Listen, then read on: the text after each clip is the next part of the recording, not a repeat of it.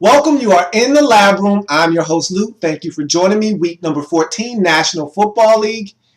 I tell you what, in a week that was probably the best week of NFL football ever. And that's a strong statement. I'm pretty sure there's been some weeks where there was some good football, but there's never been a week in the National Football League where there's been as many touchdowns scored. There's never been a week where there's been as many wacky finishes. And you talk about wacky finishes, this one qualifies as exactly that. And this one ranks right up there atop that list as one of the best finishes of week number 14. I'm talking about Patriots at home hosting the Cleveland Browns. And I got a little thing for the Cleveland Browns because, and you probably saw this from me last season, because this is a young and talented team. And I love to watch young and talented football teams. And so, to me, they're heading on the right track. You just got to have the quarterback. You don't have a quarterback, you don't have a chance in this league. And so, look, the caretaker Campbell, didn't play bad in this game. And again, I've told you this over and over again. If you're a Cleveland Browns fan and you've been watching me this season, then you know what I'm about to say. He's not going to win you the game, but he won't lose you the game either. And at this level, that's not good enough. It's not okay to just be the quarterback. You have to do something that separates you from everyone else. You got to do something that separates you from the backup. And in Jason Campbell's case, he just doesn't. But he played well in this game. He played well last time he played, before he got injured with the concussion. So he's been solid for this team, just not great. But then again, that's what you get from Jason Campbell. Flip side, the Patriots, they're supposed to win this game. They're coming off of another come-from-behind victory. How many weeks in a row can you do this? It started against Denver when you had to come from behind furiously to even make it a ball game. Then you took the lead and you actually won the game in overtime on a miscue, on a muffed punt by the Broncos. That kicked off a chain of events that saw you go the next week to Houston and fall behind in that football game, only to come back feverishly and win that football game as well. And now you seem to be having a theme going on here where you fall behind and you look like you're dead and you rise from the ashes and you get it done. But this one seemed all but impossible. Let's break this game down. 4-8 Cleveland Browns at the 9-3 New England Patriots. This was supposed to be an easy one for the Patriots. This Browns team lost to the Jacksonville Jaguars last week. No way they beat the Patriots in New England, in Foxborough in December. Nah, not happening. But this isn't Brandon Weeden. This is the caretaker Campbell. And maybe, just maybe, he'll give you a shot. So let's see what we got. Beautiful opening drive by the Browns until they get conservative on me. And I don't like the play calling. Norv got conservative on me, and I don't like that, Norv. I don't like that. You get all the way down there in some beautiful possession with a great mixture of running pass. Jason is doing his thing, dumping it down underneath to the backs and hitting on the crossing routes. And Willis McGahee is getting you your 3 yards. And all of a sudden, you decide you want to run it twice, including on 3rd and 8. And Jason dumps it off on a little check down on a crosser. You run it on first, you get a little 1-yard completion on second, and you decide to run on 3rd and 8. What's up with that? Anyway, you go conservative, you settle for a 43-yard field goal. Billy Cundiff knocks it home. It's 3-0 Cleveland. Okay. You think to yourself, whatever. That might be the last 3 points of the game. Who knows? That doesn't mean anything. On Pat's second drive, Brady is picked off by DeQuell Jackson and returned to midfield, and the caretaker Campbell scrambles and picks up a huge chunk. And look, every now and again, J. Cam will take off and run. He doesn't like to do it, and I don't know why, because he's a relatively athletic guy. He can move when he decides to take off, but he doesn't like to run. Maybe because he can't slide. But either way, he takes off and picks up a huge chunk. And that sets up another field goal. It's 6-0. But it's not just 6-0 at this point. We're talking about midway through the second quarter.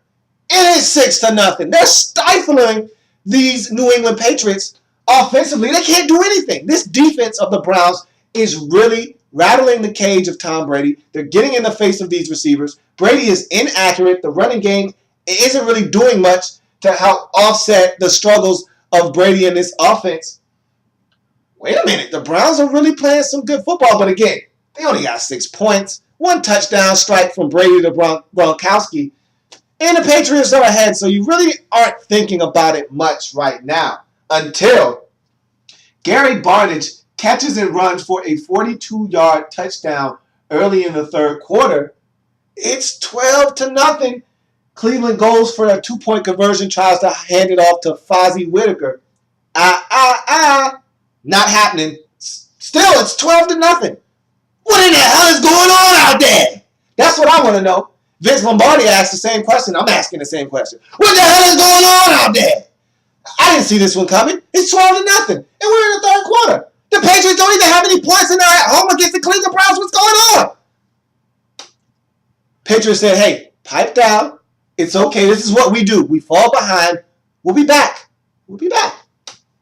The ensuing drive for the Patriots, Rob Gronkowski tears multiple ligaments in his knee. We find out later it's a torn ACL, a torn MCL due to the hit by TJ Ward. And I just want to talk about this for a brief second, then we'll move on. I've already vented about this before in the preseason when Dustin Keller, the tight end for the Dolphins, went down with that hit. One similar to this by DJ Swearinger, the rookie for the Houston Texans. I already vented then, so I'm not going to really go into a huge rant now, but this is what you're going to get. This is what you're going to get because players don't want to be fined. They don't want to be suspended. And look, guys work hard for their money. They don't want to be docked game checks because they're hitting up high. So what you've essentially done is you've mandated the game for safeties like TJ Ward, who's already an animal anyway, to hit guys in their knees. And what is Gronk? 6'6", 255, 260, 270? Are you crazy? I'm not hitting that guy up high. And you already told me I can't. So what am I going to do? What's my only recourse? Hit him in his legs. Hit him in his knees. And Gronk just so happened, and we see hits like this every week, but Gronk just so happened to plant his foot into the ground simultaneously as TJ Ward delivered a blow right on his knee, and it tore his ligaments to shreds. And, okay, he's going to need major reconstructive surgery on his knee. He may not be the same guy when he comes back. For this season, this Patriots team is going to be altered for the rest of the season. And again, I talked about him, I think it was 3-4 weeks ago when he came back against the Jets, and how big of a difference this offense is and how big of a difference he makes to this offense. When he's in it, this team is explosive. They're a dangerous group because you got to worry about Gronk. And all of a sudden, you start paying attention to him, guys like Dobson and Edelman and Amendola get to run free. They get single coverage and they get to eat it up. Now, all of a sudden, Gronk is gone. Now you can focus on everybody the same, and there's not a guy that scares you. You know who scares me on this team now? Shane Vereen scares me. That's who scares me the most. And that's a problem. When your most fearful target, if I'm a defensive team, I'm looking to stop Shane Vereen out of the backfield. That's the guy that's going to get me. I'm not afraid of Aaron Dobson. Not afraid of Josh Boyce. I'm not afraid of Danny Amendola. I'm not afraid of Julian Edelman. Even though Julian Edelman and Amendola can get you if you're not careful. I'm not afraid of those guys, though. I feel like I can put a guy on them and feel comfortable with the job that they're going to do. I don't have to worry about Gronk anymore. So this injury is huge. But the Patriots were able to overcome that injury in this game as they continue down the field. A LeGarrette Blount bully catch and run. I mean, LeGarrette Blount plays so much tougher in New England than he did in Tampa. In Tampa, he wanted to jump over everybody. He wanted to be a ballerina. Here, it seems like he's running through arm tackles, and he's just running tough. I don't know if that's a New England thing or what, but this was a bully running catch. He was all over people. And that run after the catch leads to a field goal as the Patriots finally get on the scoreboard. I mean, we're talking late third quarter, early fourth quarter. They finally get on the scoreboard. It's 12-3 in this football game. Cleveland's still on top by 9. It's still a 2-possession game. Then this game really looked like it was in peril for the Patriots after flash Gordon strikes again. Strikes like lightning. 80-yard touchdown, catch and run. A simple slant pattern over the middle. Stiff arms Aqib Talib. And shoom! Flash! Gordon takes off. Just like his name says. Flash. He was going like a flash. He took off and they couldn't catch him. He separated from the Patriot defenders. Hell, Talib gave up at around a 20-yard line. He knew he couldn't catch him. He stopped running. This guy is amazing. One of the best young receivers in this league. This is the guy you need to build your offense around because it's been proven. It's apparent. Teams cannot stop this guy. They can only hope to contain him. And so, if he can just stay out of trouble, mentally stay focused, you got yourself a grade A top choice beast on your hands. And Flash! Gordon! And here's another game, well over 100 yards receiving. I thought he was going to get another 200-yarder. I mean, after that 80-yard, I said, man, anything's possible. This guy is absolutely amazing, and he's putting up astronomical numbers this season. Just bonkers the way this guy's playing right now. I'm so impressed with what he's able to do and his physical gifts and how he's able to use them each and every single week to win his matchups one-on-one. You look at Aqib Talib, and a lot of people regard him as one of the better corners in this league. He shredded him. Absolutely shredded him. And so it's guys like him that makes me feel like the future is so bright in Cleveland. Him and another guy that I'll bring up a little bit later. He went quiet on me for a while after having just a torrid start to the season. The pace that he was on was ridiculous. Then he went quiet, but he's back. We'll talk about him in a second. But it's 19-3 after that touchdown. So at this point, I'm thinking, man, the Patriots are in trouble in this game. I mean, the Browns are not playing with these boys. I mean, they're really trying to win this game. Brady answers swiftly, though. He says, hey, you're talking reckless now. Us lose to the Browns at home in December? Are you kidding me? Stop it, man. And Brady answers swiftly as he and Shane Vereen hook up on a long ball down the sideline. Then he hooks up with Shane Vereen again on a check down. And then finally, he just turns around and says, hey, you did all the work to get us down here. How about you run this one in? Turns around, hands it off to Shane Vereen again, and he runs in for a touchdown. They also get a successful two-point conversion as they find Julian Edelman in the back of the end zone. Hey, it's 19-11. So just like that, Patriots have cut this to a one-possession game, a 8-point lead at 19-11. So I'm thinking, okay, this is where they start to hawk these guys down. And the Browns will hear footsteps. They'll get nervous. They'll turn it over. They'll make some mistakes. Patriots will come back and win this football game.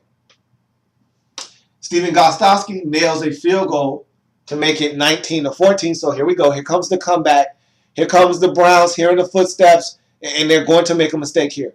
This is where the game is supposed to turn. Right here, 19-14. Ensuing kickoff. Browns are supposed to fumble, or 3 plays after the kickoff, Jason Campbell fumbles in the pocket after he's hit by Chandler Jones, and it's recovered by Rob Ninkovich. Something like that is supposed to happen. Jason Campbell is checking it down. It gets batted into the air, and it's picked off. Something's supposed to happen that way. Not today. No, not today. 34-yard flash! Gordon!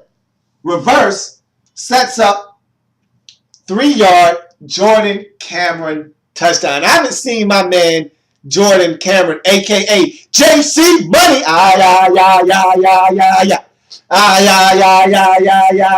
JC Money. I ain't seen my man JC Money since like week 5. I mean, remember earlier in the season, this guy couldn't be stopped. He was catching touchdown passes left and right, 100-yard games, back-to-back.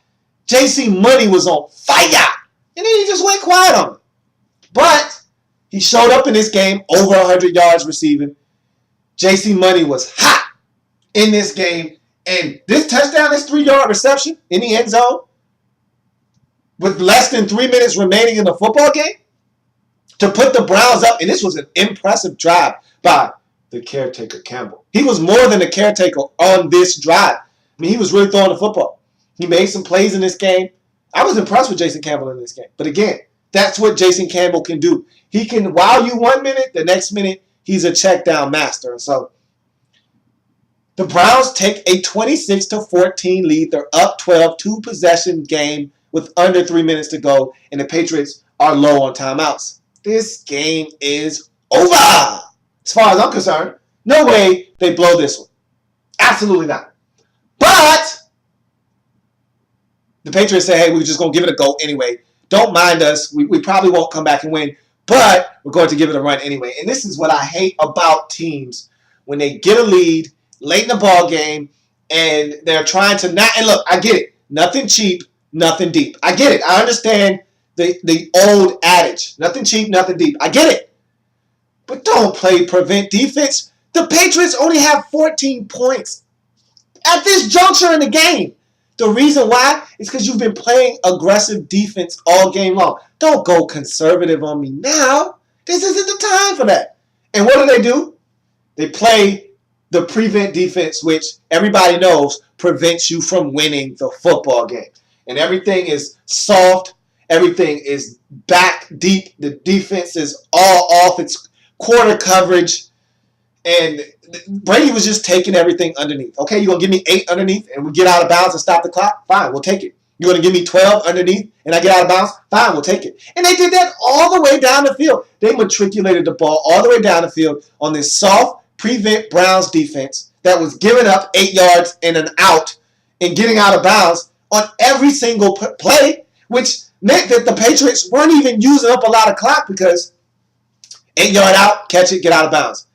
10-yard stop, catch it, run out of bounds. 12-yard comeback, catch it, run out of bounds. And so they just went down the field, didn't eat up a lot of clock. They get into the end zone, cut this lead to 21-26. Now they need an onside kick. And we're looking at about a minute and 10 seconds left. If the Browns recover with no timeouts, the Patriots can't do anything. They win this football game. They just take some knees, game's over. Okay? So they need an onside kick. How often is it that a team at the end of the game that needs an onside kick actually recovers it? It doesn't happen. It's not going to happen. Just recover the ball, Cleveland. Take your knees. This is a well-deserved victory. And this is one of those statement games by the Browns that, hey, we're on a rise, okay? Just for you guys that don't know, we're playing some really good football out here. And if we get a quarterback, we're going to be tough to deal with next season. And this is a signature win for Rob Chudzinski. That's what this looks like. That's what this smells like. That's what this feels like until Fozzie Whitaker decides he wants to touch the ball after it's only traveled 8 yards. Muffs it, fumbles it, and the Patriots recover. Oh, no! What are you doing? What are you doing? Come on, Fozzie! Come on, man! So now the Patriots got the football. And one of the most egregious calls you'll see at the end of a football game to give it away, they called pass interference in the end zone on a Josh Boyce deep ball in the end zone. It was great coverage by the defensive back. It was a bad call. It was a terrible call. But when you put yourself in positions like the Browns did at the end of this game, playing that soft prevent defense, allowing the Patriots to march right down the field without even taking up a lot of time. And then you allow them to get the one thing that's going to give them a chance to win this game, an onside kick, and you allow them to recover it. Well, you put yourself in a position to lose this football game. And so, despite the officials having that egregious call, put the ball at the 1-yard line so that they could get it in on a Danny Amendola touchdown grab, it doesn't matter. Forget about what the officials did. You allowed them to come back and take this game from you. The officials just aided and abetted them in doing so. That's all that happened. And so that was a disappointing end to this game if you're the Cleveland Browns. For the Patriots, you're ecstatic. You come all the way back down 12 with less than 3 minutes to go.